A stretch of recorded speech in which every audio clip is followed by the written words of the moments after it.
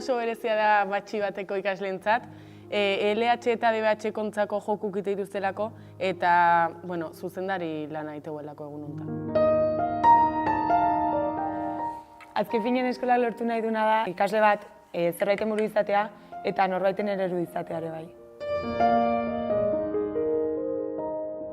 Azkenen denbora hori aprobetxatu zula sentitzezu.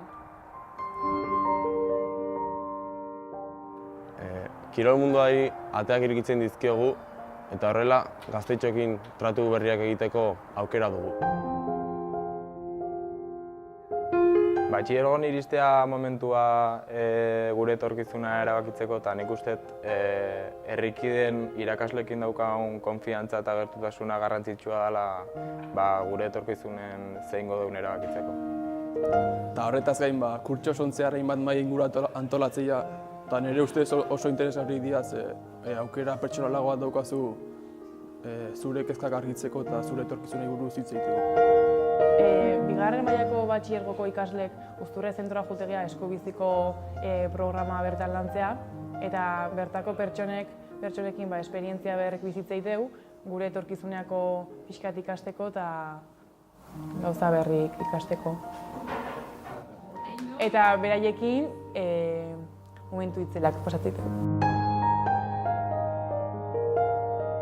Erlijioko klasek modu dinamiko baten iteko erabat da, eta nahi pertsonalki oso asegarria iruditzen zaitzea azkenen, haitzea beste pertsona mota batzukin harremana estutzen eta behaien esperientzitik ikasten.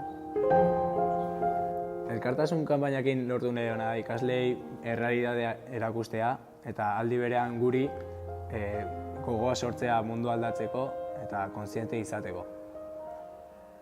Arazo horren aurrean. Ematen zaigun aukera da munduko beste egoerataz eta bizimodua eta kultura gauza gehiago ezagutzeko eta behai lagundu ahal izateko. Nei ikasle izan da beste ikasle batzuei laguntzeak gauza asko ikusi zizkit, bai arlo pertsonalen eta baita akademikon ere. Ze azken finean zuk ikustezunen zukindako esfortzu guzti horrek arrakasta izan dula eta baliogarri izan dela, kontuatzea benetan merezigula.